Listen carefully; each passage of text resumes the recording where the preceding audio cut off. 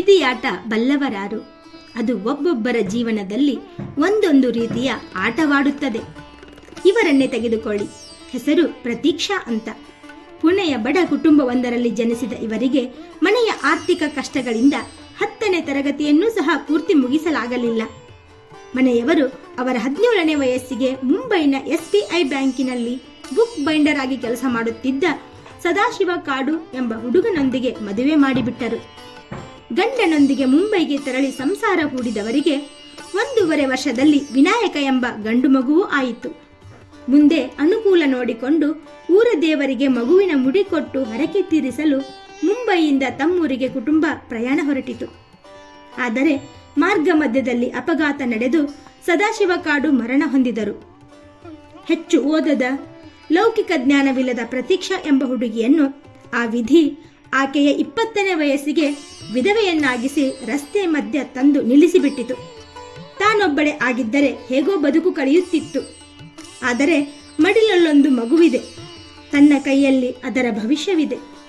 ಗಂಡನೊಂದಿಗೆ ಕುಟುಂಬಕ್ಕೆ ಬರುವ ವರಮಾನವೂ ನಿಂತು ಹೋಯಿತು. ಮುಂದೆ ಹೇಗೆ? ಗಂಡನ ಉಳಿದ ಬಾಕಿ ಹಣವನ್ನು ಪಡೆಯಲು ಬ್ಯಾಂಕಿಗೆ ಬಂದಿದ್ದ ಅವರು ಅಲ್ಲಿಯೇ ತನಗೆ ಯಾವುದಾದರೂ ಕೆಲಸ ನೀಡಲು ಸಾಧ್ಯವೇ ಎಂದು ಬ್ಯಾಂಕಿನಲ್ಲಿ ವಿಚಾರಿಸುತ್ತಾರೆ. ಬ್ಯಾಂಕಿನ ಕೆಲಸಕ್ಕೆ ಬೇಕಾದ ವಿದ್ಯಾರ್ಹತೆ ಅವರಿಗಿಲ್ಲದ ಕಾರಣ ಕಸಗೂಡಿಸುವ ಕೆಲಸ ಕೊಡುತ್ತಾರೆ. ಅದು ಕೂಡ ಅರೆಕಾಲಿಕ.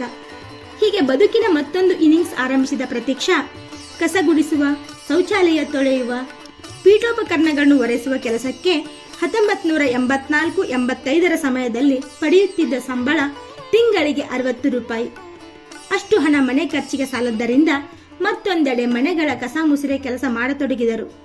ಜೀವನೋಪಾಯದ ಚಿಂತೆ ಕಳೆದು ತಮ್ಮ ಕೆಲಸವನ್ನು ಶ್ರದ್ಧೆಯಿಂದ ಮಾಡಿಕೊಂಡು ಹೊರಟವರಿಗೆ ಪ್ರತಿದಿನ ಬ್ಯಾಂಕಿನಲ್ಲಿ ನಡೆಯುವ ಕೆಲಸ, ಅಲ್ಲಿಯ ನೌಕರರನ್ನು ನೋಡುವಾಗ ಆ ಕೆಲಸ ತನ್ನಿಂದಾಗದ್ದೇನಲ್ಲ, ತಾನೂ ಏಕೆ ಪ್ರಯತ್ನಿಸಬಾರದು ಎಂಬ ಆಸೆ ಹುಟ್ಟತೊಡಗಿತು. ಅದೇ ಆಸೆ ಹಠವಾಗಿ ಬದಲಾಯಿತು. ಅದಕ್ಕೇನು ಮಾಡಬೇಕೆಂದು ತಿಳಿದವರನ್ನು ಕೇಳತೊಡಗಿದರು. ಅದಕ್ಕಾಗಿ ಇಂತಿಷ್ಟು ವಿದ್ಯಾರ್ಹತೆ ಬೇಕೆಂಬುದನ್ನು ಅರಿತರು. ಬ್ಯಾಂಕಿನ ಸಿಬ್ಬಂದಿ ಮತ್ತು ಕೆಲ ಹಿತೈಷಿಗಳ ಸಲಹೆಯಂತೆ 10ನೇ ತರಗತಿ ಪರೀಕ್ಷೆಗೆ ಸಿದ್ಧವಾಗತೊಡಗಿದರು. ಬಿಡುವು ಮಾಡಿಕೊಂಡು ಕಷ್ಟಪಟ್ಟು ಓದಿ 10ನೇ ತರಗತಿಯನ್ನು 60% ಅಂಕಗಳೊಂದಿಗೆ ಪಾಸು ಮಾಡಿದರು. ತಾನು ಮಾಡುತ್ತಿರುವ ಕೆಲಸ ಕಾಯಂ ಆಗಬೇಕಾದರೆ 12ನೇ ತರಗತಿಯಾದರೂ ಪೂರೈಸಿರಬೇಕಿತ್ತು. ಹೀಗಾಗಿ ಸಮೀಪದ SNDT ಕಾಲೇಜಿನಲ್ಲಿ ಸಂಜೆ ತರಗತಿಗೆ ಸೇರಿಕೊಂಡು ಉತ್ತಮ ಅಂಕಗಳೊಂದಿಗೆ ಅದನ್ನು ಮುಗಿಸಿದರು. ಆಗ ಅರೆಕಾಲಿಕ ಕೆಲಸ ಕಾಯಂ ಆಯಿತು.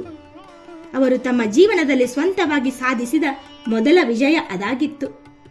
ಮಗನ ಆರೈಕೆ, ಓದು, ಬ್ಯಾಂಕಿನ ಕೆಲಸದ ನಡುವೆ ಬಿಡುವು ಮಾಡಿಕೊಂಡು ಅದೇ ಸಂಜೆ ಕಾಲೇಜಿಗೆ ಸೇರಿ 1995 ವೇಳೆಗೆ ಮನಃಶಾಸ್ತ್ರ ವಿಭಾಗದಲ್ಲಿ ಪದವಿ ಕೂಡ ಪೂರೈಸಿದರು. ಬ್ಯಾಂಕ್ ಅವರಿಗೆ ಕ್ಲರ್ಕ್ ಹುದ್ದೆ ನೀಡಿತು. ಅಲ್ಲಿಂದಾಚೆಗೆ ಅವರು ಹಿಂತಿರುಗಿ ನೋಡಿದ್ದೇ ಇಲ್ಲ. ನಂತರ 2004ರಲ್ಲಿ ಟ್ರೇನಿ ಆಫೀಸರ್ ಆಗಿ ನೇಮಕವಾದರು.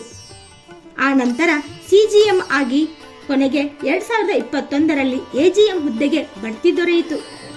ಯಾವ ಬ್ಯಾಂಕಿನಲ್ಲಿ ಕಸ ಗೂಡಿಸುವ ಕೆಲಸಕ್ಕೆ ಅಂಗಲಾಚಿ ನಿಂತಿದ್ದರೋ ಅದೇ ಬ್ಯಾಂಕಿನ ಅಸಿಸ್ಟೆಂಟ್ ಜನರಲ್ ಮ್ಯಾನೇಜರ್ ಆಗಿ ಅವರು ಆಡಳಿತ ವಹಿಸಿಕೊಂಡರು.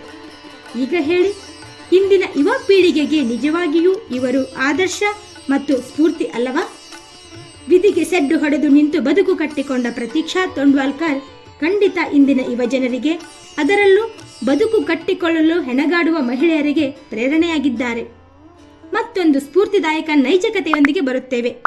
ನಮಸ್ಕಾರ. ಚಿಕ್ಕ ಚೊಕ್ಕ ಮಾಹಿತಿಗಾಗಿ ನಮ್ಮ ಚಾನೆಲ್ ಸಬ್ಸ್ಕ್ರೈಬ್ ಮಾಡಿ.